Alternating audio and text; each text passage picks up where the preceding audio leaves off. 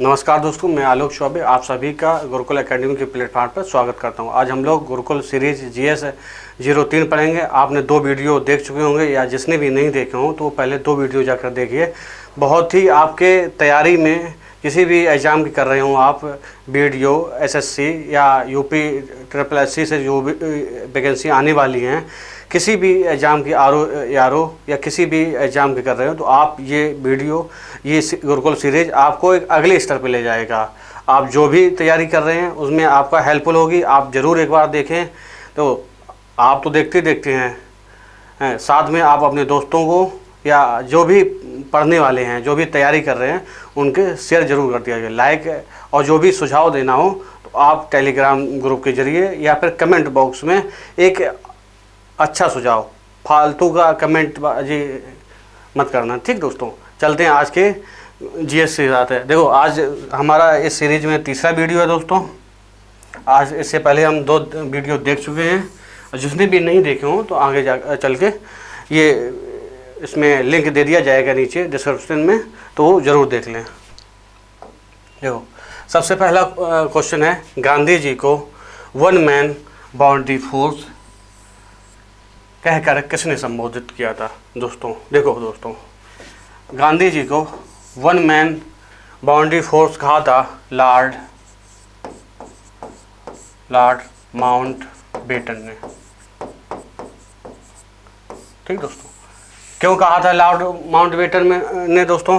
क्योंकि Lord Mountbatten ने एक प्रस्ताव लाए थे, किसके लिए? भारत और पाक विभाजन के लिए, ठीक है। भारत और विभाजन के, देखो सबसे पहले इसका ये 3 जून 1947 को ये प्रस्ताव लाए थे। किस चीज़ का? भारत और पाक सभ्रू राष्ट्रीय में विभाजन का, ब्रिटिश भारत का विभाजन करने के लिए। अब लाए क्योंकि दोस्तों आपको याद होगा, ब्रिटिश प्रधानमंत्री उस समय एटली थे, ठीक है। इन्होंने ब्रिटिश संसद में, कहाँ पे दोस्तों? ब्रिटिश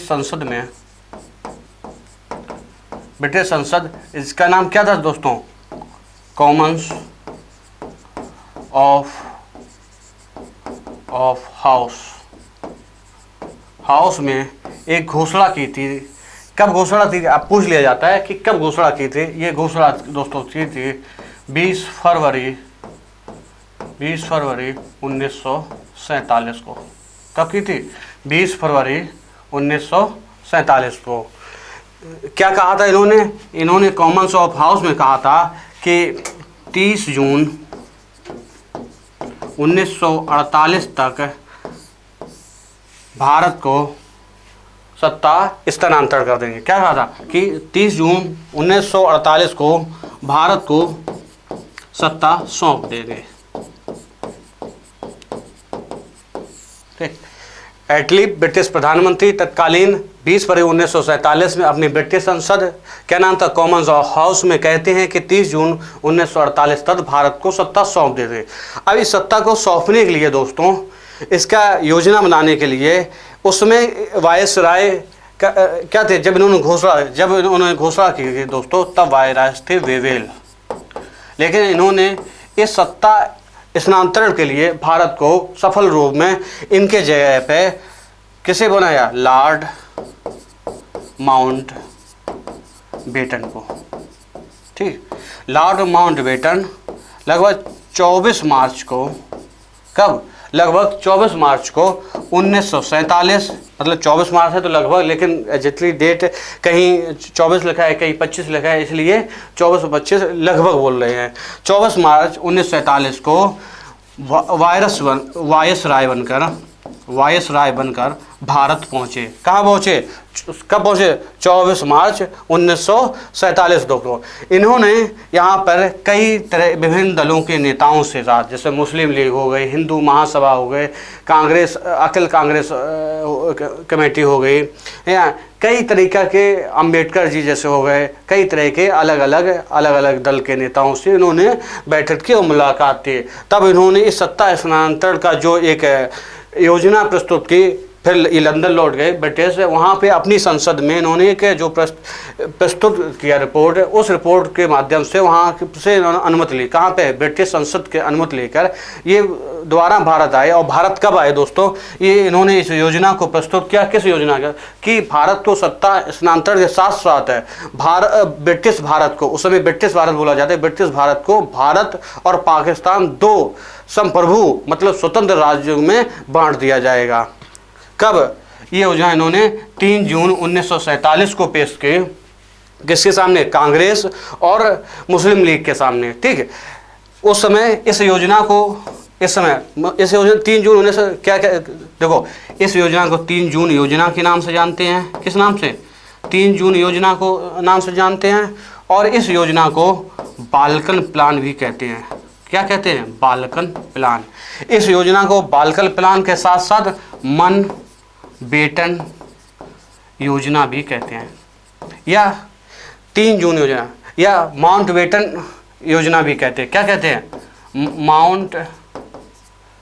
माउंट योजना भी कहते हैं।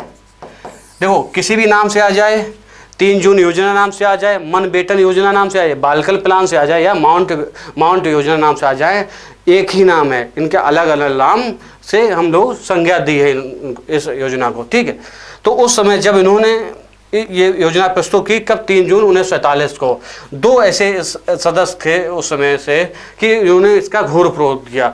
मौलाना अबुल कलाम आज़ाद, आप लोगों ने दोस्तों नाम सुना होगा, मौलाना अबुल कलाम आज़ाद, और एक नाम था महात्मा गांधी।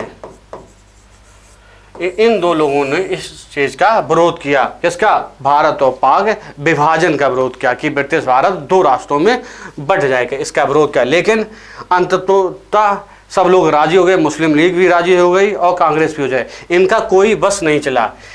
इनका कोई किसका? महात्मा गांधी आखिरी को इनको मानना पड़ा।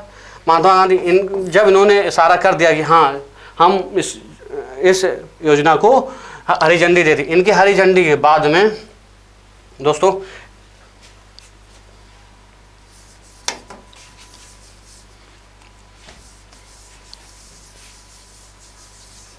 तो कहाँ तक दोस्तों हम लोगों ने देखा कि महात्मा गांधी ने इस योजना को अंतर्गत का आखिरी में हरी झंडी दी। इनके हरी झंडी के बाद में उसमें जेबी कृपलानी भारतीय अखिल कांग्रेस पार्टी के अध्यक्ष थे। और इन्होंने एक मीटिंग बुलाई, अधिवेशन बुलाया। कब बुलाया? इन्होंने बुलाया 14 जून 1947 को। कहाँ पे बुलाई बैठक कांग्रेस की? नई दिल्ली में बैठक बुलाई। इस बैठक में जो ये रिपोर्ट प्रस्तुत की, प्रस्तावना कि भारत और पाक विभाजन हो जाएगा और सत्ता स्थानांतरण की जाएगी, ये योजना कांग्रेस अधिवेशन में किसने रखी है? सर गोविंद वल्लभ पंत ने। किसने रखे दोस्तों? गोविंद वल्लभ पंत ने। पूछ ले जाता है कि भारत पाक विभाजन के या स्वतंत्रता के स्थानांतरण के भारत और ब्रिटिश भारत से भारत को सत्ता स्थानांतरण की जो प्रस्तावना की कांग्रेस अधिवेशन नई दिल्ली में किसने रखी? गोविंद वल्लभ पंत ने। इसका समर्थन दोस्तों मौलाना अबुल कलाम आज़ाद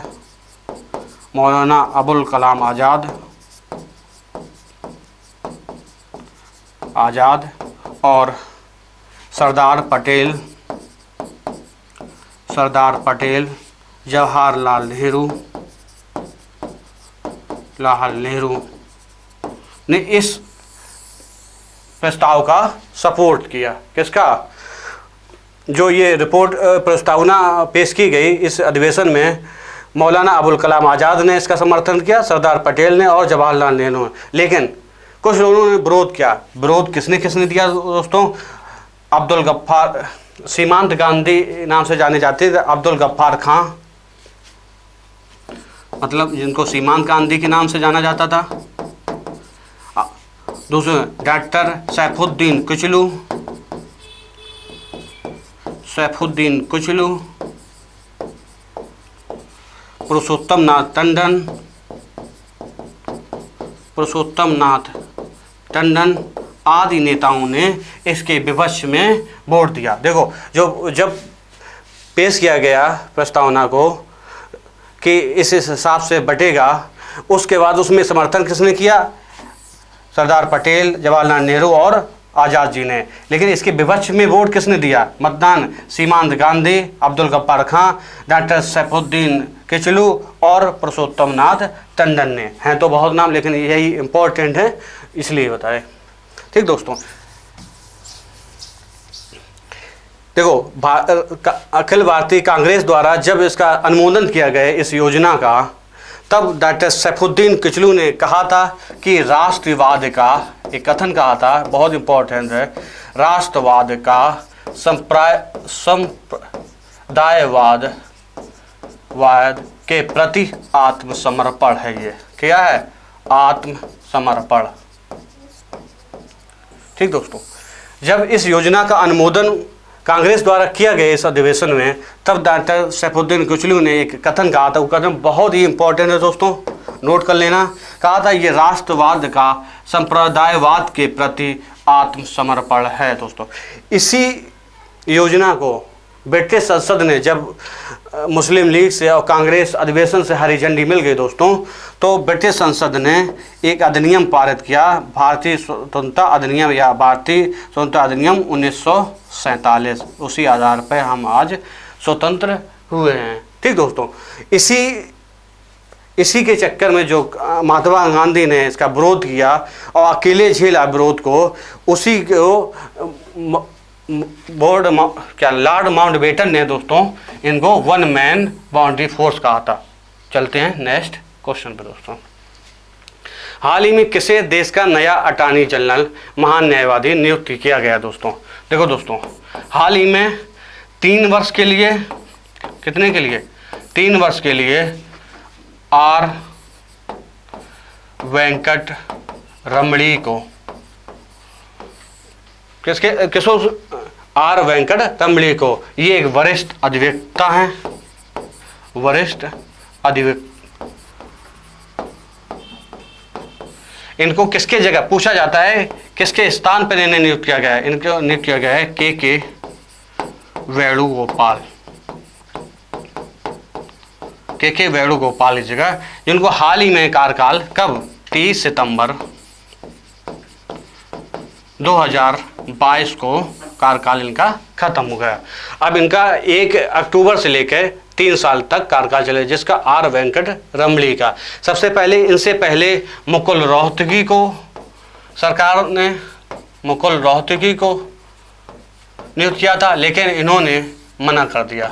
ठीक दोस्तों, के वेणुगोपाल के पहले मुकुल रोहतगी ही भारत के अटॉर्नी जनरल या महान्यायवादी थे। देखो, महान्यायवादी शब्द अगर संविधान में पूछ लिया जाए आपको किस अनुच्छेद में दिया गया है, तो अनुच्छेद 76। किस भाग में दिया गया है, तो भाग 5। ठीक दोस्तों, इंपॉर्टेंट है।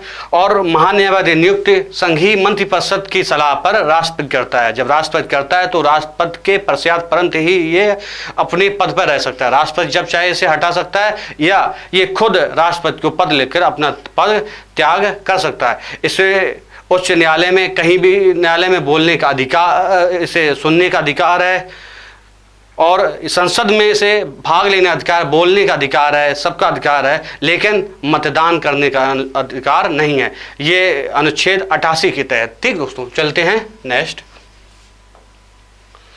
सामान्य मनुष्य के हृदय का वजन लगभग कितना होता है? देखो दोस्तों, आप लोग एक कमेंट करना, अभी हाल ही में सितंबर लास्ट में हृदय दिवस मनाया गया, तो किस तारीख को हृदय दिवस मनाया गया? कमेंट बॉक्स में जरूर कमेंट करें। देखो दोस्तों, हृदय दिवस का वजन लगभग 250 से शुरू होकर 300 ग्राम तक होता है। कितना होता है? 250 से 300 ग्राम तक दोस्तों होता है। दोस्तों देखो, हृदय एक आकार कैसा है? हृदय का हृदय एक मुट्ठी बंद कर आप करें, ऐसा आकार का एक बंद मुट्ठी के आकार का होता है। बंद मुट्ठी के आकार का होता है। और ये जो बंद मुट्ठी होती है इसके चारों तरफ एक पेश, ये जो होता है हृदय अंग, ये पेशी ऊतकों के अंगों से देखो पेशी ऊतकों से ये बना हुआ होता है। पेशी ऊतकों के एक बराबर आवरण होता है, इस आवरण के पेशी ऊतकों से घिरा हुआ होता है। इसे क्या कहते हैं? हृदयावरण। देखो ये इस हृदयावरण के चारों ओर एक पेरिकॉर्डियल नामक एक द्रव भरा रहता है। ये द्रव हृदय के बाह्य मतलब बाहर से जितनी भी समस्याएं होती हैं कौन झेलता है? पेरिकॉर्डियल नामक द्रव झेलता है। ठीक दोस्तों, इसमें देखो जब ये रक्त को ग्रहण करता है तो इसे आलिंद कहते हैं, आलिंद। ठीक दोस्तों, और जब ये रक्त को पंप करता है दूसरे में तो इसे निलय कहते हैं। क्या कहते हैं? निलय कहते हैं। हृदय में 4 कक्षाएं होती हैं। ऊपर की कक्ष को आलिंद कहते हैं और नीचे की कक्षा को निलय कहते हैं। दाएं और बाएं आलिंद और दाएं और बाएं निलय के नाम से। ठीक दोस्तों, चलते हैं। हाँ, हृदय 1 मिनट में कितना बार धड़कता है? 72 से 75 बार। देखो दोस्तों, बहुत इंपॉर्टेंट फैक्ट है ये, आपने अभी हाल ही पढ़ा होगा। वैश्विक नवाचार सूचकांक 2022 में शीर्ष देश कौन सा है? दोस्तों देखो, ये एक वार्षिक रिपोर्ट है, वार्षिक रिपोर्ट है दोस्तों। और वार्षिक रिपोर्ट ये 15वां संस्करण है जो अब की बार जारी हुआ है। प्रकाश सूचकांक जारी हुआ, कौन सी जारी हुआ? 15वां संस्करण इसका जारी हुआ। दोस्तों, इस वैश्विक नवाचार सूचकांक को विश्व बौद्धिक संपदा संगठन द्वारा जारी किया जाता है। किसके द्वारा दोस्तों जारी किया जाता है? ये विश्व बौद्धिक संपदा संगठन द्वारा जारी किया जाता है। दोस्तों, लगातार इस रिपोर्ट में लगातार 12वीं बार, देखो 15वां संस्करण है और लगातार 12वीं बार स्विट्जरलैंड शीर्ष स्थान पे है। किस स्थान पे है? स्विट्जरलैंड शीर्ष स्थान पर है, टॉप पे बना हुआ। कब? लगातार 12 वर्ष से लगातार। ठीक दोस्तों, देखो स्विट्जरलैंड के बाद अगर आपसे पूछ लिया जाए शीर्ष पर 3, तो स्विट्जरलैंड के बाद यूएसए के बाद स्वीडन और स्वीडन के बाद यूके। ठीक दोस्तों, ये लिस्ट हो जाएगी। देखो स्विट्जरलैंड लगातार शीर्ष स्थान पर बना हुआ है। इसमें स्विट्जरलैंड के बाद अगर बात कर ली जाए तो यूएसए के बाद स्वीडन के बाद यूके। ठीक है, स्विट्जरलैंड, यूएसए, स्वीडन और यूके। भारत की स्थिति बात कर ली जाए तो भारत पहली बार टोटल 132 देशों का सूचकांक जारी हुआ। कितने? 132 देशों में भारत पहली बार 40वां स्थान प्राप्त हुआ है। कौन सा? 40वां। और 2021 में बात करें तो कभी कभी तुलना पूछ ली जाती है कि बताइए पिछली बार से अब की बार भारत को कितने स्थान का फायदा या नुकसान हो। लेकिन एक शायद की बात पहला सूचकांक होगा दोस्तों, इसमें भारत ने अच्छा किया है। अच्छा क्या किया है कि 2021 में 40वां स्थान था। कब? 2021 में। तो 6 स्थान ऊपर छलांग लगाइए दोस्तों।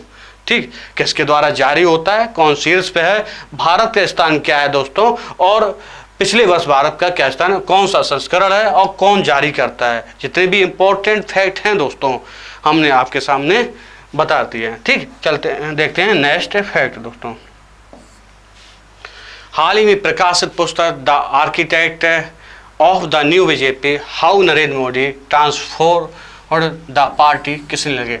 ये हाल ही में पुस्तक अजय प्रकाश द्वारा लिखी गई है। किसके द्वारा? अजय प्रकाश द्वारा लिखी गई है। बस इसमें इतना ही जानना है कि किसके द्वारा लिखी गई, क्योंकि ये चर्चित पुस्तक है इसलिए यहाँ जरूरी हमने इसे रखना क्वेश्चन को समझा। ठीक, तमिलनाडु में नमक सत्याग्रह आंदोलन का नेतृत्व किसने किया था दोस्तों? बहुत इंपॉर्टेंट क्वेश्चन होगा। इस पे जितने भी फैक्ट बताएंगे दोस्तों आप लोगों के लिए अक्षरता जैसे बताएंगे वैसे ही पेपरों में पूछे गए हैं। ऐसा नहीं, कोई नया फैक्ट नहीं बताएंगे, जो पेपर पूछा गया है। आप लोगों को लगता है कि बहुत ज़्यादा बता दी, एक क्वेश्चन से अगर हम इतने पॉइंट बता रहे हैं तो आपके फ़ायदे के लिए है दोस्तों, कोई मुझे उसका पर्सनली लाभ नहीं है, ठीक है। तमिलनाडु में नमक सत्याग्रह आंदोलन का नेतृत्व किसने किया? दोस्तों अगर आपको लगता हो डिटेल ना बताएं, सिर्फ क्वेश्चन पढ़े उसका आंसर दें, तो आप लोग कमेंट में जरूर लिख दें कि सर 100 क्वेश्चन कराइए, उसके आंसर ही जानना है। हम 20-25 क्वेश्चन से आपसे 100-150 क्वेश्चन तैयार करवा देते हैं, ठीक दोस्तों। देखो देखते हैं नमक सत्याग्रह। एक आपने सुना होगा, महात्मा गांधी जी द्वारा 12 मार्च 1930 को साबरमती आश्रम से एक यात्रा शुरू की गई। कहाँ से? 12 मार्च कब? 1930 को। कहाँ से? साबरमती आश्रम से। साबरमती आश्रम से एक यात्रा को शुरू किया। किसने? महात्मा गांधी ने अपने लगभग 78 अनुयायियों के साथ, ठीक। पूछा जाता है कि देखो इसके एक अन्य नाम और है, सविनय अवज्ञा आंदोलन, जो लाहौर अधिवेशन 1929 में, जिसकी लाहौर अधिवेशन की अध्यक्षता जवाहरलाल नेहरू जी ने की थी, उसमें इस सविनय अवज्ञा आंदोलन के चलाने की अनुमति मिल चुकी थी, ठीक दोस्तों। पूछा जाता है कि सविनय अवज्ञा आंदोलन की किस कांग्रेस अधिवेशन में अनुमति दी गई, कांग्रेस द्वारा, किसकी अध्यक्षता में वो हुआ था, ये भी पूछा जाता है। तो हमने बता दिया जवाहरलाल नेहरू। कहाँ पर हुआ था? लाहौर में। कब हुआ था? 1929 में दोस्तों। इसे सविनय अवज्ञा आंदोलन के नाम से भी जानते हैं। किसे? क्या? सविनय अवज्ञा आंदोलन, अवज्ञा आंदोलन। तो आपसे पूछ लिया जाएगा, हाँ, और इसे दांडी यात्रा के भी नाम से जाना, क्योंकि साबरमती आश्रम से चल के दांडी अहमदाबाद तक पहुंचे। कहाँ से? दांडी अहमदाबाद। तो लगभग जब यहाँ से चले थे तो लगभग 385 किलोमीटर की इन्होंने यात्रा की थी। कितनी? 385 किलोमीटर। ये नहीं पूछा जाएगा आपसे सिर्फ इतना, कहाँ से कब शुरू हुई, कितने अनुयायी थे, और पूछा यहाँ तक जाता है कि किस राज्य से कितने थे, लेकिन ये ज़्यादा हो जाएगा हमारे आपके लिए, ठीक। ये फिर पीसीएस से ज़्यादा लेवल हो जाएगा। तो देखो दोस्तों, इसमें हमें क्या जानना है? देखो कब चली? 12 मार्च 1930 से लेकर साबरमती आश्रम से 78 अनुयायियों के साथ 350 किलोमीटर उन्होंने यात्रा की दोस्तों। लगभग 24 दिन की यात्रा करने के बाद, कब? 24 दिन की यात्रा करने के बाद, कब? 6 अप्रैल 1930 को ये दांडी पहुँचे, ठीक। दांडी वहाँ पर इन्होंने संकेतात्मक रूप से, किस रूप से संकेतात्मक? नमक कानूनों का उल्लंघन किया। नमक कानूनों का, ये जो नमक कानूनों का उल्लंघन किया, वास्तविक रूप से यहीं से सविनय अवज्ञा आंदोलन की शुरुआत होती है, ठीक दोस्तों। आपसे पूछ लिया जाए सविनय अवज्ञा आंदोलन कब शुरुआत, तो 12 मार्च 1930 भी आंसर सही रहेगा और ये भी सही रहेगा। उसमें ऑप्शन पे ध्यान देना होगा, क्योंकि औपचारिक रूप से 6 अप्रैल 1930 जब नमक कानूनों का इन्होंने उल्लंघन किया, नमक कानून बनाया इन्होंने, इसलिए इन्होंने, क्योंकि उस समय सरकार ने नमक के ऊपर कड़े कानून बना दिए थे, इसलिए इसको नमक सत्याग्रह आंदोलन के नाम से भी जाना जाता है और सविनय अवज्ञा आंदोलन के तौर पे भी जाना जाता है। देखो दोस्तों, डेटें बहुत इंपॉर्टेंट है, याद रखना। 12 मार्च 1930 से इन्होंने यात्रा शुरू की है दोस्तों। 24 दिन के यात्रा करने के बाद 385 किलोमीटर यात्रा थी।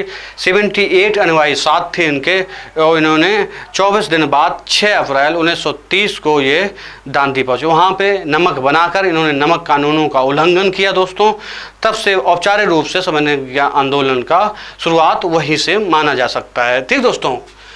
तो पूछा क्या गया है दोस्तों, इतना, इसीलिए देखो इसमें है बहुत, लगभग 1.5 से 2 घंटे आपको बताने पड़े तब हो पाएगा। लेकिन हमारे लिए विषय क्या था? इसका नमक सत्याग्रह आंदोलन नेतृत्व तो किसने किया, कहाँ पे? तमिलनाडु में किसने किया दोस्तों? तो तमिलनाडु में किया सी राजा गोपालाचारी ने, ठीक दोस्तों।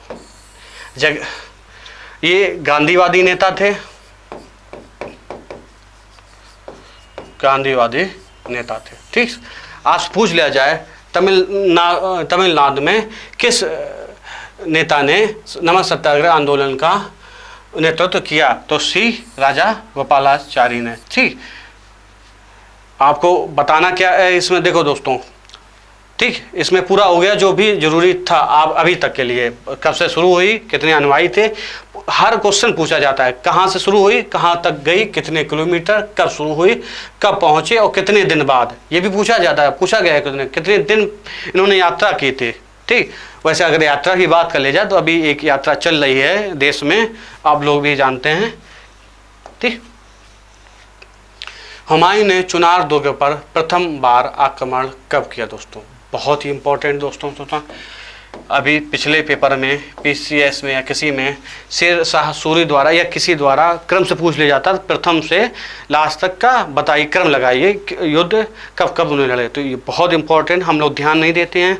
इसलिए जब उनका प्रथम युद्ध, लास्ट युद्ध, बड़ा ध्यान से लिखा, एक साथ लिखा करिए दोस्तों, अलग अलग नहीं, एक साथ लिखा करिए। उस पर एक दूसरे को तुलना किया गया, कितना समय है, कब है, तो आपको याद रहेगा। आप उस पर खुद वर्क करेंगे दोस्तों। देखो दोस्तों, हुमायूं ने चुनार दुर्ग पर प्रथम बार आक्रमण कर दिया। देखो चुनार दुर्ग, हुमायूं ने भारत पर 2 भागों में शासन किया। देखो पहले उन्होंने किया तो 1530 से लेकर 1556 तक, लेकिन बीच में ये इन्हें शेर शाह सूरी से हार कर भारत से बाहर, मतलब सिंध प्रांतों में भागना पड़ा था। तो कब तक 2 भागों में इनका शासन देखने को मिलता है दोस्तों? कब कब?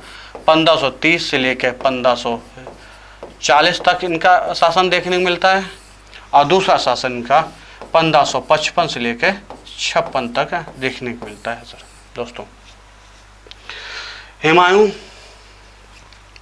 देखो दोस्तों, 1530 से 1540 में इन्होंने पहली बार, 1539 में दोस्तों ये चौसा का युद्ध किससे? शेर खां से हार गए, शेर खां से। इसी युद्ध में इनको शेर शाह सूरी उपाधि प्रदान की, किसे? शेर खां को। उसके बाद 1540 में कन्नौज के युद्ध में या बिलग्राम के युद्ध में ये किससे? अफगान शासक शेर खां, या अब अगर कहें शेर खां या शेर शाह सूरी से बुरी तरह पराजित होकर ईरान की तरफ भाग गए। ठीक, कहाँ पे? 1504, देखो पहले ये 1539 में चौसा का युद्ध जीते। कब? 26 जून 1539 में चौसा का युद्ध, ये शेर खां से हार गए। इस युद्ध के बाद इनको एक उपाधि प्रदान हुई, क्या? शेर शाह सूरी की। फिर हुमायूं का मन नहीं लगा, फिर उन्होंने एक बार युद्ध किया। कब किया? 1540 में। इसे कन्नौज का युद्ध या बिलग्राम का युद्ध भी बोला जाता है दोस्तों। शेर खां या शेर शाह सूरी का ये उस समय उपाधि मिल चुकी थी दोस्तों। इनसे बुरी तरह हार कर हुमायूं 1540 में ईरान, मतलब सिंध प्रांत की तरफ भागा, ईरान में। ठीक, ईरान में एक शासक थे सिफाविद शाह, उनके सहायता से 1555 में हुमायूं ने पुनः दिल्ली पर कब्जा कर लिया। कब? पुनः दिल्ली पर। ठीक, कब दिल्ली पर कब्जा किया? 1555 ईस्वी में पुनः दिल्ली। लेकिन ज़्यादा दिन तो शासन नहीं कर सकता। 1556 ईस्वी में दीन पनाह में एक सीढ़ियों से गिरकर इनकी मृत्यु हो गई। किससे? सीढ़ियों से गिरकर मृत्यु हो गई। ठीक दोस्तों, ये हमने थोड़ा सा हुमायूं के बारे में देखा। अब हमने बात क्या करनी है दोस्तों? देखो दोस्तों, नोट कर लेना, बात क्या करनी है? बात करनी है इनका चुनार दुर्ग का। देखो सबसे पहला इनका युद्ध जो इन्होंने युद्ध दोस्तों लड़ा था कालिंजर का युद्ध। कालिंजर के युद्ध इनका प्रथम सैन्य अभियान। ठीक, कब लड़ा था दोस्तों? 1531 ईस्वी में। कालिंजर के जो बुंदेलखंड में पड़ता है दोस्तों, पूछ दिया जाए कहाँ पड़ता था? बुंदेलखंड में। शासक रुद्र प्रताप देव थे। कौन शासक थे? रुद्र प्रताप देव। हुमायूं का ये अभियान असफल रहा, मतलब इससे जीत नहीं पाए। इसके बाद ये एक युद्ध लड़े, दोहरिया युद्ध, ये इनका द्वितीय युद्ध था 1532 में। ठीक है, ये उस समय से अफगान शासक महमूद लोधी से, किससे, महमूद लोधी से युद्ध लड़ा इन्होंने और सफल रहे, मतलब जीत हुई किसकी, हुमायूं की। ठीक, देखो पहला युद्ध कालिंजर का युद्ध, प्रथम सैन्य अभियान से कहेंगे 1531 में। कालिंजर का जो शासक था रुद्र प्रताप देव सिंह, ये इनका अभियान असफल रहा। लेकिन दोहरिया का युद्ध 1532 में महमूद लोधी के खिलाफ इनको, हुमायूं को जीत मिली इसमें। ठीक है, इसके बाद चुनार दुर्ग पर आक्रमण किया इन्होंने। ठीक है, ये भी कब किया, 1532 ईस्वी में। चुनार दुर्ग में अफगान शासक शेर खां, जिसे शेर शाह सूरी उपाधि बाद में धारण की, इस समय जब तक चुनार दुर्ग पर आक्रमण हुआ 1532 तक इसका नाम था अफगान शासक शेर खां। ये अफगान का शासक था शेर खां। शेर खां ने इस युद्ध में हुमायूं की स्वाधीनता स्वीकार कर ली। किसकी, हुमायूं की हुमायूं के बिल्कुल कर लेती, ठीक है हम आपके अधीन हैं। ठीक, लेकिन इस युद्ध के बाद दो युद्ध हुए। चौसा का युद्ध 26 जून 1539 में। इस युद्ध में शेर शाह सूरी ने हुमायूं को हरा दिया। ठीक, कब, चौसा के युद्ध में। चौसा के युद्ध के बाद अगर बात की जाए दोस्तों, 1540 में कन्नौज के युद्ध में शेर शाह सूरी से हुमायूं बुरी तरह पराजित हुआ। इसी पराजय के बाद ये सिंध प्रांत में भाग गया था। ठीक है, चलते हैं नेक्स्ट। किस सुल्तान ने भारत में सर्वप्रथम सांकेतिक मुद्रा का प्रचलन किया। देखो दोस्तों, इसने शासन 1325 से लेकर 1351 तक किया। कब से लेकर कब तक किया, 1325 से लेकर 1351 तक तुगलक वंश के किया। इस शासक ने, इस शासक किस वंश का शासक था, तुगलक वंश। और तुगलक वंश का स्थापना किसने की, गयासुद्दीन तुगलक ने। ठीक, जो इनके पिताजी थे। कब से कब तक इन्होंने शासन किया, 1325 से लेकर 1351 तक। एक बर्नी के हिसाब से, बर्नी इतिहासकार के हिसाब से इन्होंने 5 तरह की योजनाओं का संचालन किया। किस तरह की, 5 तरह की। 5 में पहले इनका जो योजना थी, दुआब में कर वृद्धि। अब देखो 1325 तक 1351 तक तुगलक वंश संस्थापक इनका पुत्र थे मोहम्मद बिन तुगलक। ठीक, किसने चलाई। और आपसे सीधा पूछ लिया जाए, किस सुल्तान ने भारत में सर्वप्रथम सांकेतिक मुद्रा का प्रचलन किया, किसने किया, मोहम्मद बिन तुगलक ने दोस्तों।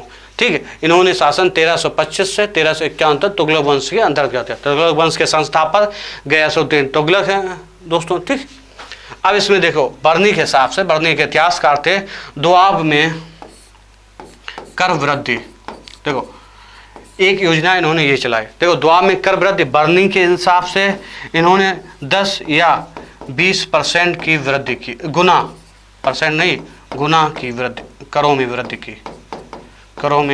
वृद्धि की। अब बताइए, कहीं पे 10 या 20 गुना एक साथ करों में वृद्धि कर दो तो योजना सफल रहेगी। दूसरा इन्होंने ये योजना चलाई, राजधानी परिवर्तन। इन्होंने कुछ सलाहकारों के कहने पर दोस्तों राजधानी में परिवर्तन किया।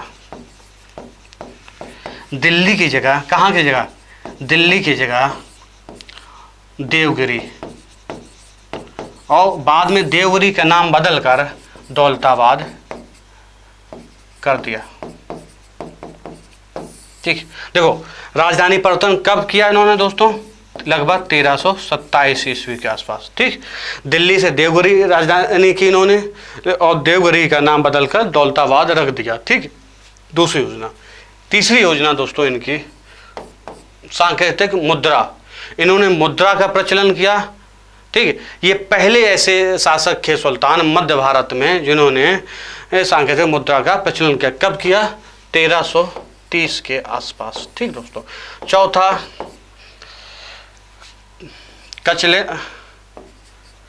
कचलिन पर आक्रमण, और पांचवा खुरासन। ठीक, ये इतनी इंपॉर्टेंट नहीं है, 3 इंपॉर्टेंट थी। देखो लेकिन अगर द्वापरद्ध में 10 से या 20 की बात है, अगर फरिश्ता की बात ना हो, उस समय मध्यकाल में एक फरिश्ता इतिहासकार हुए, फरिश्ता, इनकी मानो तो 3 या 4 गुनी। ठीक, कभी कभी पूछ दिया जाएगा, अगर ऑप्शन जो हो वो बेटर लगाना है, 10 से 20 गुना दिया जाए या 3 से 4, दोनों दिया जाए तो ये ज़्यादा मानना है किसका? बर्नी द्वारा। ठीक दोस्तों। देखो बर्नी उसे मोहम्मद बिन तुगलक के शासनकाल में मोरक्को का एक यात्री इब्न बतूता भारत में आया। कब से कब तक? 1333 से लेकर 1347 तक वो भारत में रहा, और उसे चीन में भी राजदूत बनाकर भेजा गया था। ठीक दोस्तों, चलते हैं। किस सुल्तान ने सर्वप्रथम अभिनव भारत सभा की स्थापना कब और किसने की? दोस्तों देखो दोस्तों, अभिनव भारत सभा के सावरकर बंधुओं ने की। किसने? सावरकर बंधु। कब की? 1904 में की। ठीक दोस्तों, पुणे में की। और सावरकर थे गणेश दामोदर मोदी, सॉरी दोस्तों, गणेश दामोदर सावरकर। दूसरे का नाम था दूसरों, विनायक दामोदर सावरकर।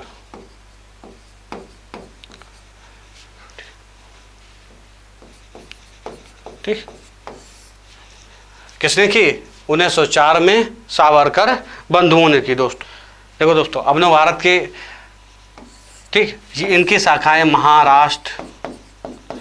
महाराष्ट्र या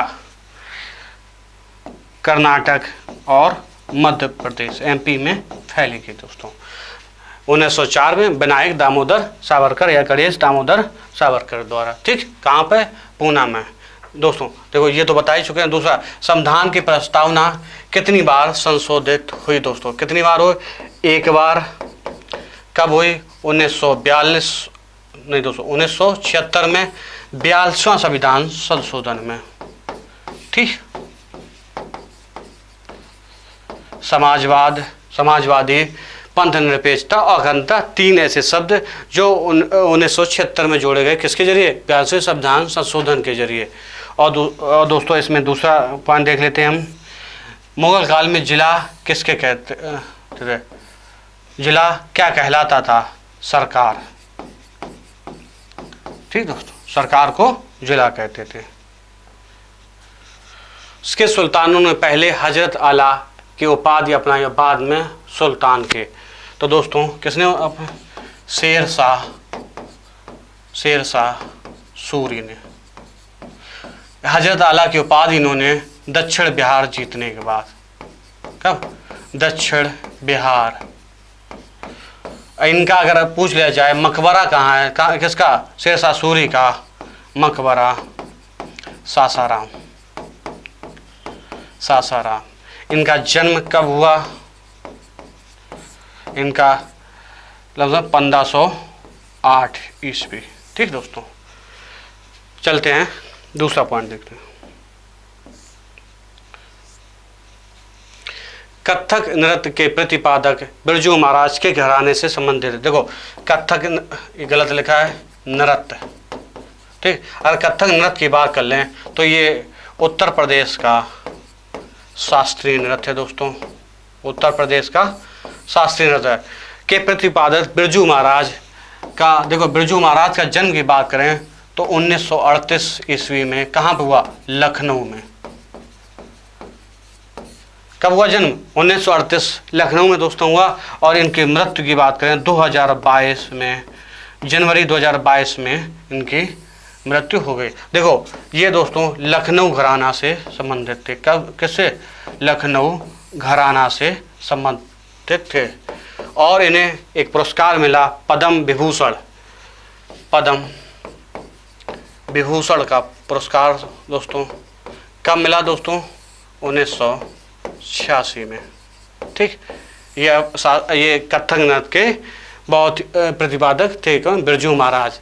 इनका कौन सा घराना था? लखनऊ घराना था। कथक उत्तर प्रदेश शास्त्रीय नृत्य है। कब इन्हें पुरस्कार मिला पद्म विभूषण? 1986 में। हाल ही में इनका निधन हो गया। कब? जनवरी में 1938 में लखनऊ में इनके जन्म। देखो, मृत्यु 2022 में हुई और जन्म 1938 में। भारत के पूर्व प्रधानमंत्री डॉक्टर मनमोहन सिंह की आत्मकथा दोस्तों है, आत्मकथा चेंजिंग इंडिया। ठीक, इन्होंने चेंजिंग इंडिया नाम से अभी हाल ही में आत्मकथा लिखी, उसका नाम क्या है? Changing India. दोस्तों 3 गोलमेज सम्मेलनों में भाग लेने वाले एकमात्र भारतीय। देखो, 3 गोलमेज सम्मेलन में कब, किस दौरान? जब महात्मा गांधी ने सविनय अवज्ञा आंदोलन की शुरुआत की थी, उसी समय गोलमेज सम्मेलनों की भी शुरुआत हुई। कहाँ पे? लंदन, ब्रिटेन में। ठीक, तो तीनों में भीमराव, देखो डॉक्टर भीमराव अंबेडकर तीनों सम्मेलनों में भाग लेना। देखो, अगर प्रथम सम्मेलन की बात करी जाए दोस्तों, प्रथम सम्मेलन, तो प्रथम सम्मेलन दोस्तों 12 नवंबर से लेकर, कब से? 12 नवंबर से लेकर 1930 से लेकर जनवरी 1931 तक प्रथम गोलमेज सम्मेलन का आयोजित हुआ। कब से कब तक? डेटा पूछी जाती हैं, बहुत ही इंपॉर्टेंट है दोस्तों। प्रथम गोलमेज सम्मेलन 12 नवंबर से 1930 से लेकर जनवरी 1930 तक। 12 नवंबर 1930 को उस समय के ब्रिटिश जो राजा महाराजा होते हैं, किंग जॉर्ज पंचम ने इसका उद्घाटन किया। किसने? किंग जॉर्ज पंचम ने इसका उद्घाटन किया। किसका? गोलमेज प्रथम का। और इसके अध्यक्ष था रैमसे मैकडोनाल्ड। किसने थी? रैमसे मैकडोनाल्ड ने की इसकी अध्यक्षता।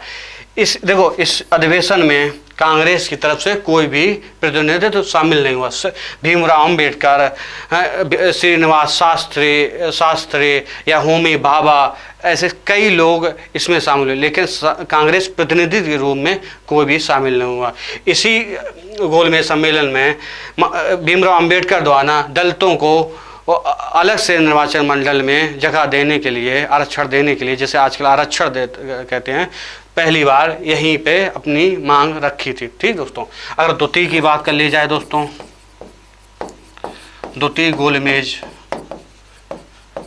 सम्मेलन की,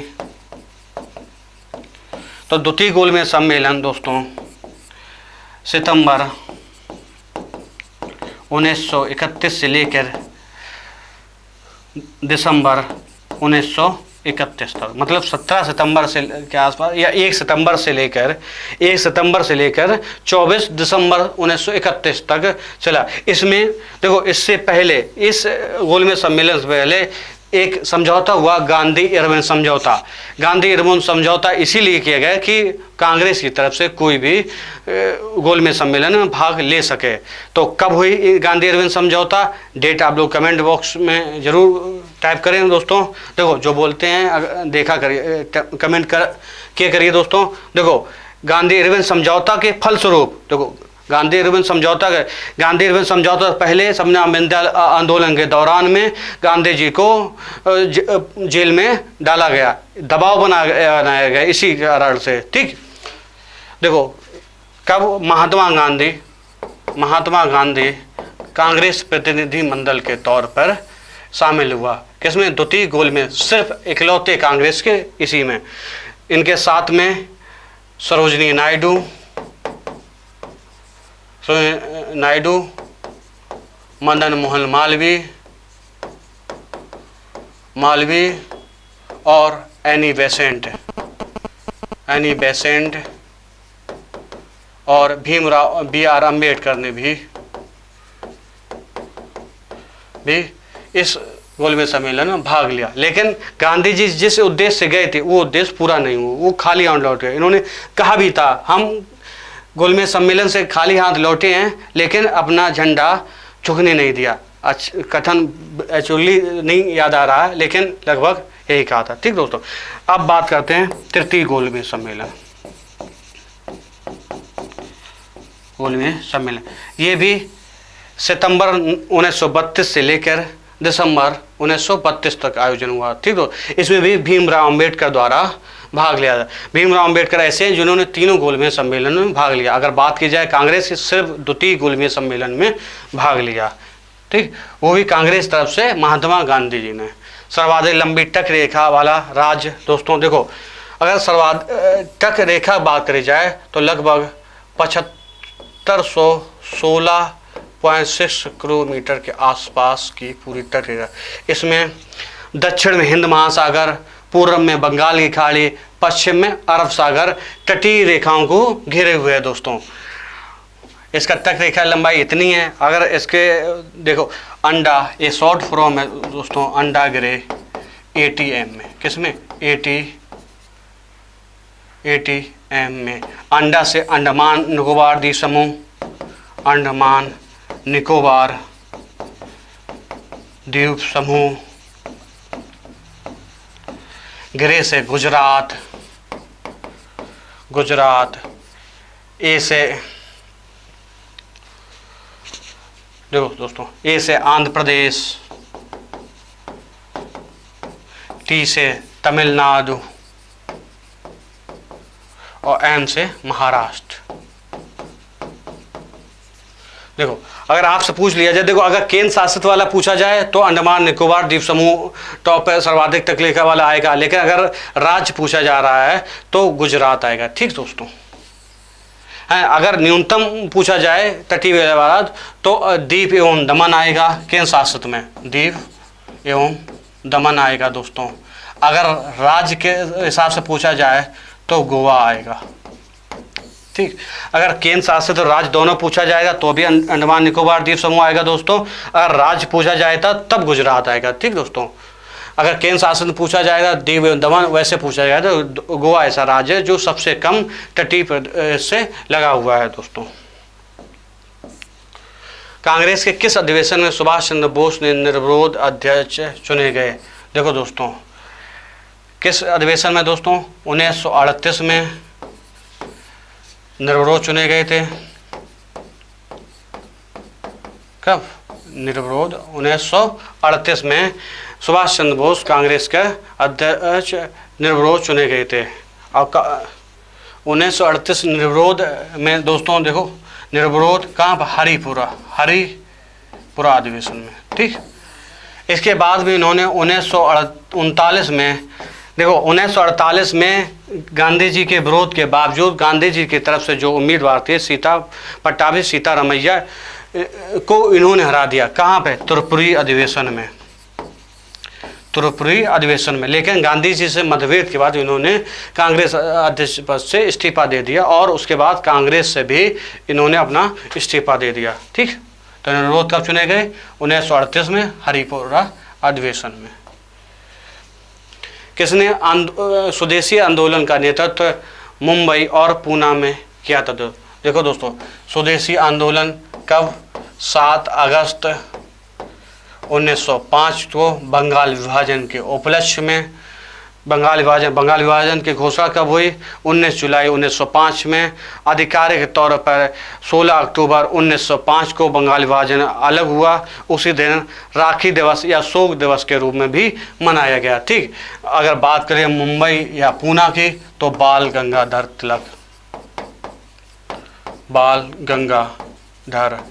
तिलक इन्होंने स्वदेशी आंदोलन के प्रचार प्रसार के लिए और राष्ट्र प्रेम के लिए शिवाजी और गणेश जी नामक उत्सव भी शुभारंभ किया इसी दौरान। ठीक दोस्तों, अगर बात करें जाए लाला लाजपत राय की तो पंजाब और उत्तर भारत में है। और लियाकत खां की बात करी जाए तो पटना में, दिल्ली में हैदर अली ने दिल्ली में इसका नेतृत्व किया, और श्याम सुंदर त्रिवेदी ने, जो भी स्वदेशी आंदोलन के दौरान नेता हड़ताल का योजना बनाते, उस हड़ताल की योजना में महत्वपूर्ण योगदान दिया श्याम सुंदर त्रिवेदी जी ने। ठीक, ऐसे अनेक नाम थे, लेकिन पूछा क्या गया, मुंबई और पूना में बाल गंगाधर तिलक ने 7 अगस्त 1905 को स्वदेशी आंदोलन की शुरुआत हुई। लोधी वंश में कितने शासकों ने शासन किया? देखो, लोधी वंश ने जो इम्पोर्टेंट शासक है वो 3 ही रहे। 3 कौन रहे? बहलोल लोधी। देखो, इसका शासन 1451 से लेकर 1526 तक चला। कब तक चला?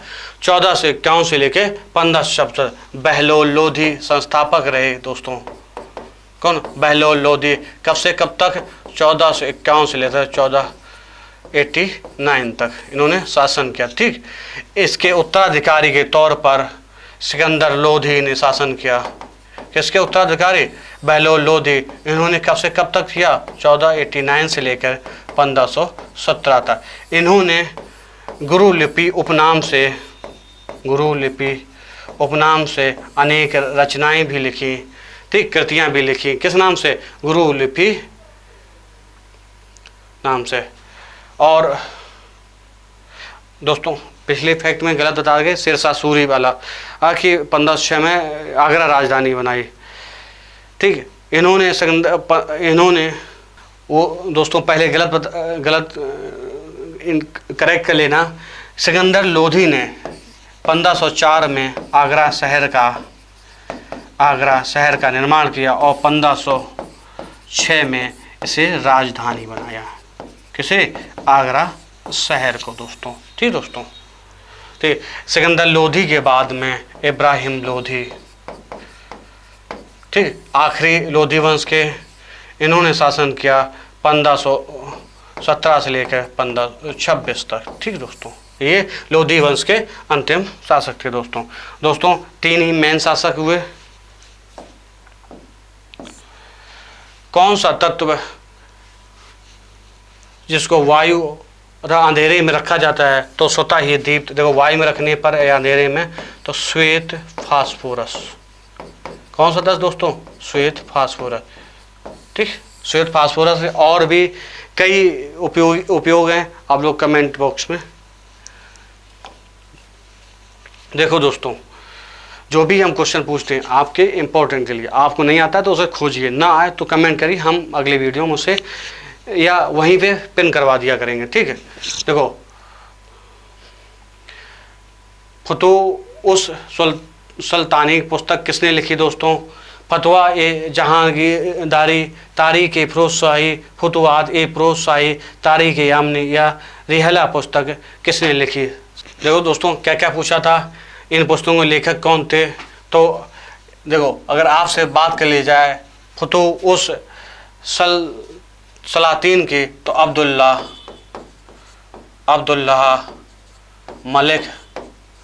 मलिक ने ये पुस्तक लिखी। ठीक, फतवा ए जहांगीर और तारीख ए फिरोजशाही दोनों एक ही लेखक ने लिखी। किसने लिखी? जिया बरुद्दीन। ठीक, किसने? जिया बरुद्दीन ने। कौन से? फतवा ए जहांगीर और तारीख ए फिरोजशाही। बात की जाए फुतुहात ए फिरोजशाही, ये फिरोज तुगलक ने लिखी। किसने? फिरोज तुगलक ने लिखी। अब बताइए, फिरोज तुगलक किस वंश का शासक थे? कब से कब तक शासन किया? अब बात तारीख यामनी पुस्तक किसने लिखी? तो तारीख यामनी पुस्तक दोस्तों उत्तबी नामक इतिहासकार ने लिखी। ठीक दोस्तों, रेहला पुस्तक जो मोहम्मद बिन तुगलक ने 1333 से लेकर 1347 तक में मोरक्को यात्री था, इन्होंने चीन भी इनको दूध बनाकर दोस्तों भेजा गया। क्या नाम था इनका नाम था इब्न बतूता।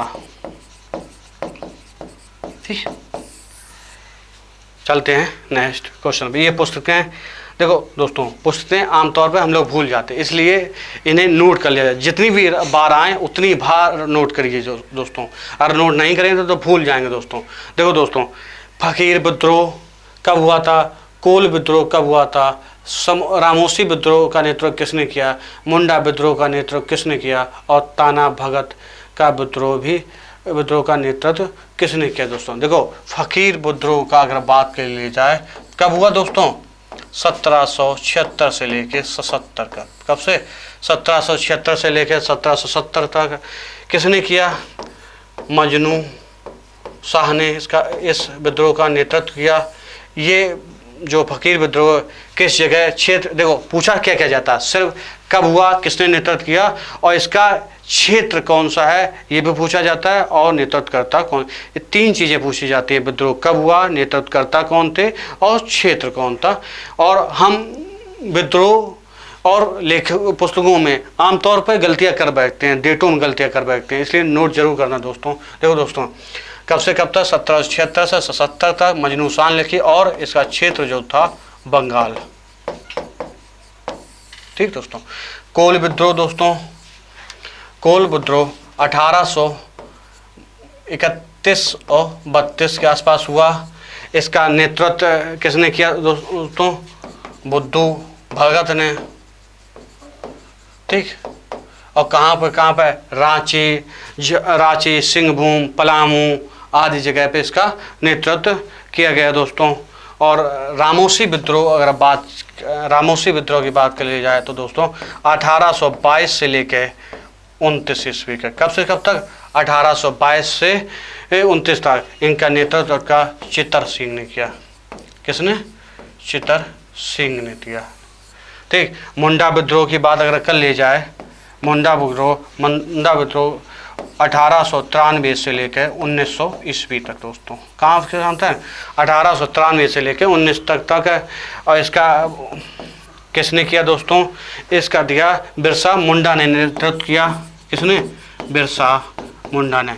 अभी हाल ही में बिरसा मुंडा की जयंती थी, आप लोग जरूर देख लेना कब थी बिरसा मुंडा की जयंती थी। कहाँ पर इसका क्षेत्र, झारखंड। ठीक, और ताना भगत की बात की जाए दोस्तों, ताना भगत विद्रोह दोस्तों हुआ 1800। देखो दोस्तों, अगर बात ताना भगत की विद्रोह की करें तो 1914 से 1915 के बीच में। ठीक है, इसका विद्रोह जतरा भगत और बलराम भगत द्वारा किया गया। ठीक, किसके द्वारा किया गया, जगरा भगत और बलराम भगत द्वारा। कब से कब तक किया गया, 1914 से 1915 तक दोस्तों। चलते हैं नेक्स्ट। हाल ही में किस संस्थान ने फसलों की बीमारियों बचाने के लिए बायोडिग्रेडेबल नैनो पार्टिकल्स विकसित किया। किसके द्वारा, IIT कानपुर द्वारा। किसके द्वारा दोस्तों, IIT कानपुर द्वारा।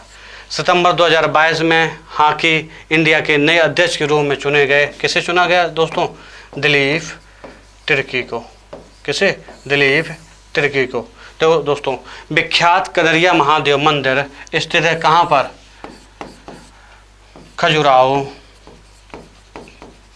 खजुराहो मध्य प्रदेश में। ठीक दोस्तों, खजुराहो में स्थित है मध्य प्रदेश में। इसके अगर संस्थापक पूछ जाएंगे किस वंश द्वारा संस्थापित किया गया, तो चंदेल वंश द्वारा। दोस्तों, बहुत मंदिर बारे SSC में इस जैसे क्वेश्चन बहुत पूछे जाते हैं कि विख्यात कदरिया मंदिर कहाँ पे स्थित है, या किस वंश द्वारा इसकी स्थापना की गई, या इसका कब किया गया। ठीक दोस्तों, क्लियर कर लेना, SSC में ऐसे क्वेश्चन इस समय बहुत पूछे जा रहे हैं।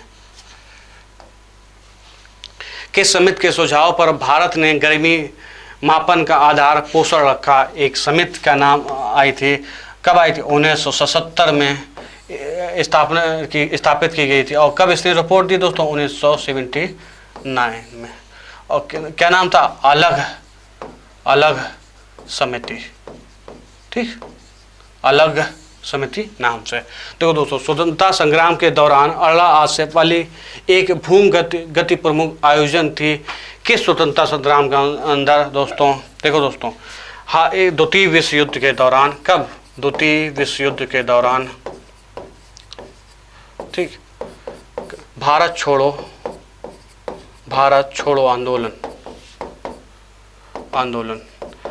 आंदोलन कब शुरू किया गया, 9 अगस्त 9 अगस्त 1942 को। ठीक, इसी में नारा दिया था गांधी जी ने, करो या मरो, और इसमें ही जो भूमिगत हुई थी अला आसिफ अली। भारत छोड़ो आंदोलन के दौरान ब्रिटिश अधिकारियों ने एक ऑपरेशन चलाया था। उस ऑपरेशन का नाम था ऑपरेशन जीरो हावर्स। ठीक, पूछा जाता है कि ऑपरेशन जीरो हावर्स किस आंदोलन के दौरान चलाया गया था, तो भारत छोड़ो आंदोलन के दौरान चलाया गया था। देखो क्वेश्चन है दूसरा इसमें, अंतर्राष्ट्रीय परमाणु ऊर्जा एजेंसी का मुख्यालय कहाँ पर है? देखो, ये दुनिया में शांति के लिए संगठन की स्थापना की गई, जिसके लिए कि शांति बनी रहे, नहीं तो परमाणु उपलब्ध देश इसका मिसयूज करेंगे। इसलिए एक संगठन, उसका नाम था अंतर्राष्ट्रीय परमाणु ऊर्जा एजेंसी। ठीक, कब की थी? 1957 ईस्वी में इसकी स्थापना की गई दोस्तों। और कहाँ पर? वियना में। वियना शहर कहाँ पर? ये ऑस्ट्रेलिया देश में, ऑस्ट्रिया देश में। ऑस्ट्रेलिया अलग है दोस्तों, ऑस्ट्रिया देश में। ठीक, ऑस्ट्रिया देश के वियना शहर में। कब? 1957 में दोस्तों। रणजी ट्रॉफी के बाद वर्ष 2022 को खिताब पहली बार किस राज्य ने थे? ये थोड़ा इसमें गलत दिया गया है। रणजी ट्रॉफी वर्ष 2022 के खिताब को पहली बार किस राज्य ने जीतकर इतिहास रच किया? देखो, रणजी ट्रॉफी सबसे पहली बार ये भारत की सबसे बड़ी क्रिकेट जो घरेलू स्तर की सीरीजें होती हैं उसमें सबसे बड़ी क्या है? रणजी ट्रॉफी ही खेली जाती है। रणजी ट्रॉफी का नाम किसके नाम पर है? पहली बार अंतर्राष्ट्रीय जो खेल खेला था भारत की तरफ से क्रिकेट, रंजीत सिंह के नाम से। ठीक, किसके नाम से? रंजीत सिंह के नाम से पड़ा। और देखो, 6 बार की विजेता, किसके बार? 6 बार की विजेता मुंबई को हराया किसने? पहली बार मध्य प्रदेश ने, एमपी ने। बहुत वर्षों बाद जब से पहली बार ही मध्य प्रदेश में 6 बार की विजेता मुंबई को हराकर ये ट्रॉफी अपने नाम की दोस्तों। देखो दोस्तों, प्राकृतिक संरक्षण अंतर्राष्ट्रीय संघ का मुख्यालय कहाँ पर स्थित है? International union for conservation of nature, IUCN कई तरीके की, देखो, एक तो पक्षी या पशु जो भी विलुप्त हों या उनके डेंजर्ड एरिया में हों या किसी भी जगह, इसका ये अपना एक जारी करती है, लाल पीले जो भी रेड डाटा बुक में नाम चढ़ाती है। किसके जरिए? IUCN के जरिए। क्या नाम पूरा है? प्राकृतिक संरक्षण अंतर्राष्ट्रीय संघ का मुख्यालय कहाँ पर है दोस्तों? ग्लैंड, स्विट्जरलैंड में। स्विट्जरलैंड। ठीक दोस्तों, और कब इसकी स्थापना अगर पूछ ली जाए? 5 अक्टूबर 1948 में। कब? 5 अक्टूबर 1948 में। अगर कोई भी पक्षी या कोई जानवर क्रिटिकली इंडेंजर्ड जोन में हो तो ये पिंक कलर से उसे प्रदर्शित करती है। अगर उसने पर्याप्त संख्या में अपनी वृद्धि कर ली हो तो ग्रीन कलर में दर्ज की जाती है। पूछा जाता है कि क्रिटिकली इंडेंजर्ड जो पक्षी या होते हैं किस कलर में दर्शाए जाते हैं? तो पिंक कलर में। ठीक दोस्तों, विश्व मौसम विज्ञान संगठन की स्थापना कब की गई दोस्तों? विश्व मौसम ये की गई स्विट्जरलैंड के जिनेवा शहर में दोस्तों। कहाँ पे? जिनेवा शहर में। कहाँ? स्विट्जरलैंड में। कब की गई दोस्तों? 1950 ईस्वी में। ठीक, प्रथम पृथ्वी शिखर सम्मेलन का आयोजित किया गया। देखो दोस्तों, प्रथम पृथ्वी शिखर सम्मेलन ये स्टॉकहोम सम्मेलन की 20वीं वर्षगांठ थी। स्टॉकहोम सम्मेलन 20वीं वर्षगांठ थी। कब? जब प्रथम पृथ्वी शिखर सम्मेलन ये ब्राज़ील की राजधानी रियो डी जेनेरिया में आयोजित की गई। ठीक, कब आयोजित किया गया? 1992 में।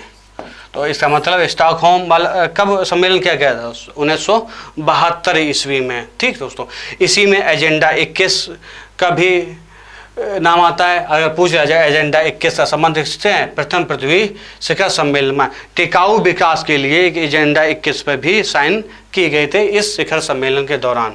ठीक दोस्तों, बात करते हैं बिश्नोई आंदोलन। बिश्नोई आंदोलन का संबंध कैसे है, पर्यावरण संरक्षण से। और किस राज्य से संबंध है पूछा जाता है, क्योंकि राज्य में एक्चुअली गलत हो जाता है। एक चिपको आंदोलन है, चिपको आंदोलन उत्तराखंड में, लेकिन अगर बिश्नोई आंदोलन की बात की जाए तो राजस्थान में।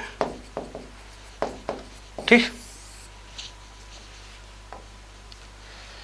भारत के पशु कल्याण बोर्ड की स्थापना प्रावधानों के तहत है।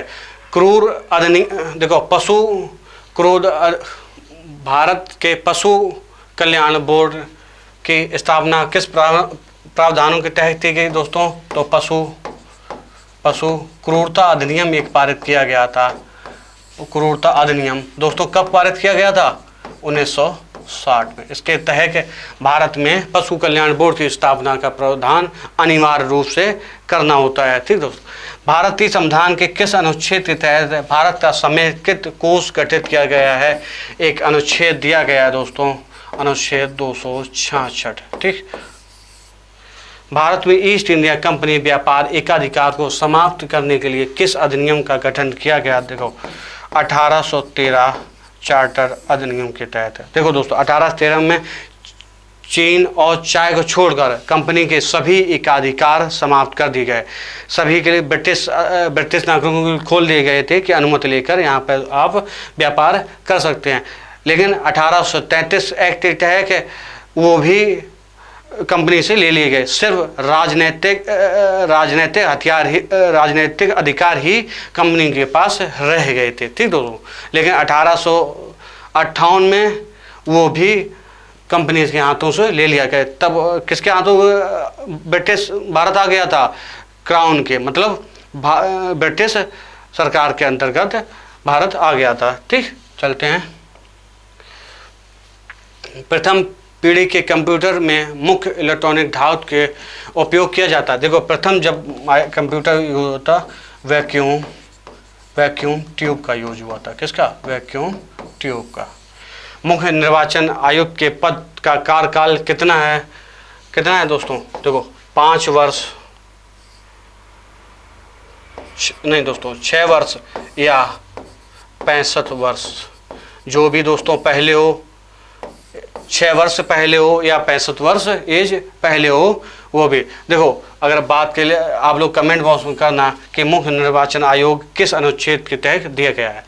आप देखते हैं काला शीशा इधर होगा, शीश नहीं, काला शीशा कैसे कहा जाता है, ग्रेफाइट को। किसे दोस्तों, ग्रेफाइट को हम लोग काला शीशा के नाम से भी जानते हैं।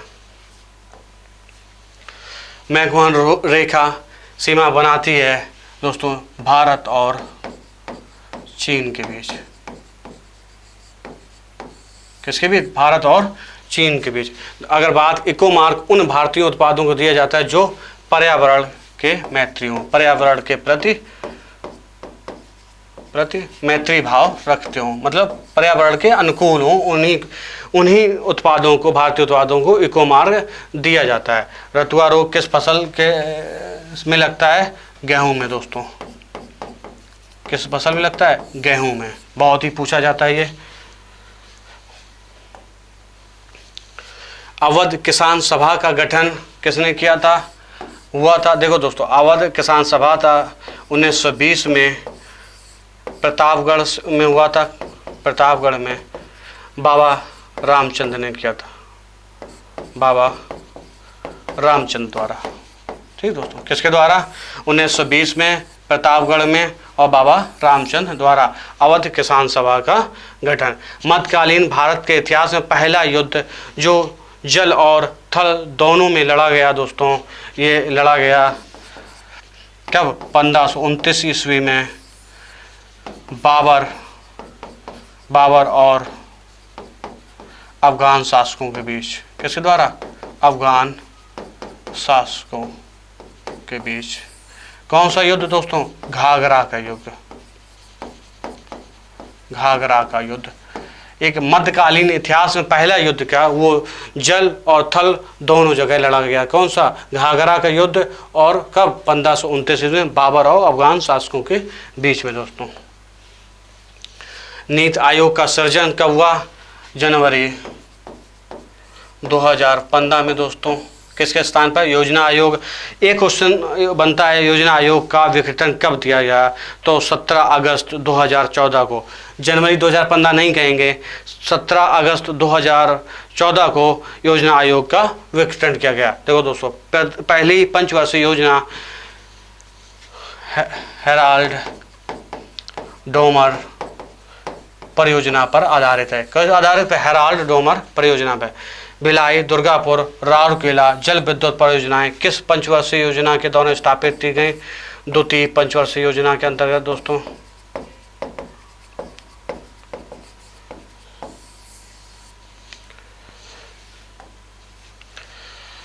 आखिरी स्लाइड है दोस्तों, क्वेश्चन आखिरी है ये, किस कारण से तीसरी पंचवर्षीय योजना में अपने निर्धारित लक्ष्य तक नहीं पहुंच पाई। देखो दोस्तों, चीन का आक्रमण, भारत पाकिस्तान युद्ध और भयंकर सूखा भी उस दौरान पड़ा था।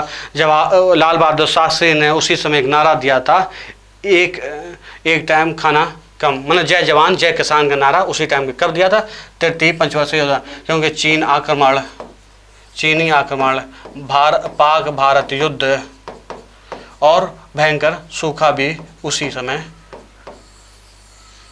गरीबी उन्मूलन का नारा किस पंचवर्षीय योजना के तहत दिया गया दोस्तों, पांचवी पंचवर्षीय योजना के तहत। किसके तहत, पांचवी पंचवर्षीय योजना, जब उसमें प्रधानमंत्री इंदिरा गांधी थी। इंदिरा आवास योजना, जवाहरलाल नेहरू योजना, केंद्रीय ग्रामीण स्वच्छता कार्यक्रम आदि किस पंचवर्षीय योजना के दौरान शुरू किए गए दोस्तों। आप हमें कमेंट बॉक्स में लिखें, इंदिरा आवास योजना कब चलाई गई, जवाहरलाल रोजगार योजना कब चलाई गई, और केंद्रीय ग्रामीण स्वच्छता कार्यक्रम कब चलाया गया। ये 7वीं पंचवर्षीय योजना के दौरान चालू की गई दोस्तों। दोस्तों, आज के सीरीज हम लोग यहीं पूरे हुए क्वेश्चन। देखो, लगभग आपको 100 से ज़्यादा क्वेश्चनों के डाटा दे चुका हूँ इतनी देर में। आपके लिए बहुत ही इम्पोर्टेंट क्वेश्चन है, आप ये ज़रूर देखें। आप खुद देखें, लाइक करें और कमेंट करें, और अपने दोस्तों को भी ये ज़रूर शेयर किया करें और उन्हें देखने के लिए बोला करें। ठीक, जितने भी आप ग्रुप से जुड़े हैं उन सभी में शेयर कर दीजिएगा दोस्तों। देखते हैं ओम गुरुकुल एकेडमी ये टेलीग्राम पे आप लोग ज्वाइन हो जाइए। डेली आपको कुछ ना कुछ इसमें आपको अपडेट्स मिलती रहती हैं। जो भी PDF है, इसकी भी PDF आपको ओम गुरुकुल टेलीग्राम में ही मिलेगी। डेली वीडियो अपडेट्स मिलते हैं, और आप जो भी डाउट है उसमें पूछ सकते हैं, क्योंकि वहाँ जितने भी छात्र जुड़े हैं पूर्व पढ़ भी चुके हैं वो भी, तो आपके सोल्यूशन वहाँ पे हो जाता है। डायरेक्ट टीचर्स भी बात कर चुके हैं, और यूट्यूब पे आप पोल्स भी के जरिए भी क्वेश्चन आप लोगों को उपलब्ध करा रहे हैं दोस्तों। पढ़ते रहिए, इस सीरीज़ को कोशिश करें। आपने पिछले सीरीज़ बहुत प्यार दिया था दोस्तों, आप पढ़ते रहिए। नए मिलते हैं आपको PT एग्ज़ाम के लिए। अभी से बहुत बहुत शुभकामनाएं। अच्छे से पेपर कीजिए आप लोग, और माइंड फ्रेश होकर, कोई उसमें माइंड बोझ नहीं लेना। अगर आपने माइंड ख़राब कर लिया अपना, तो 4-5 नंबर कम ही रहेंगे दोस्तों। इसलिए फुल फ्रेश पे नींद पूरी लेना अच्छे से।